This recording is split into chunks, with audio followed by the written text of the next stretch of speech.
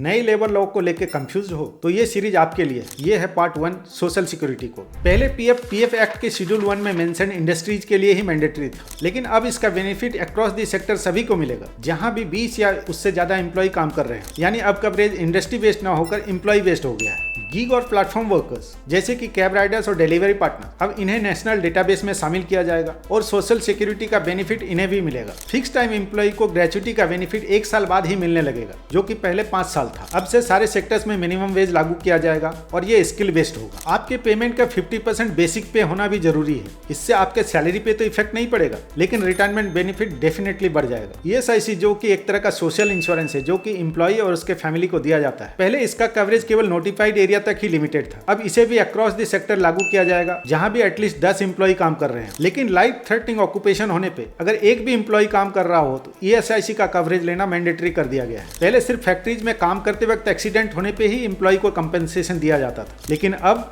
अगर एम्प्लॉय का एक्सीडेंट घर से ऑफिस जाते वक्त या ऑफिस से घर जाते वक्त होता है तो भी ये कंपेंसेशन दिया जाएगा। वर्किंग वुमेन के लिए फैमिली के डेफिनेशन को भी चेंज किया गया है। इसमें उसके मदर इन लॉ और फादर इन लॉ को भी इंक्लूड किया गया है। अगर उस वर्किंग वुमेन के पेरेंट की डेथ हो जाती है और उसका कोई माइनर ब्रदर और सिस्टर है जो कि उस पर फाइनेंशियली डिपेंडेंट है, तो उसे भी फैमिली का पार्ट माना जाएगा। मैटरनिटी बेनिफिट्स में भी कुछ अमेंडमेंट्स किए गए हैं। एक्सपेक्टेड डिलीवरी डेट से 12 महीने पहले अगर उसने मिनिमम 80 दिन भी काम किया है तो उसे भी इसका बेनिफिट मिलेगा। ये मैटरनिटी लीव 26 वीक की होगी, जिसमें से 8 वीक डिलीवरी से पहले भी लिया जा सकता है। अगर कोई एम्प्लॉय 3 महीने से छोटे बच्चे को अडॉप्ट करती है या उसका बच्चा सरोगेसी से होता है तो उसे भी मिनिमम 12 वीक्स की मैटरनिटी लीव दी जाएगी। अगर इसी सीरीज का पार्ट 2 चाहिए तो इस वीडियो को लाइक करके कमेंट कर देना।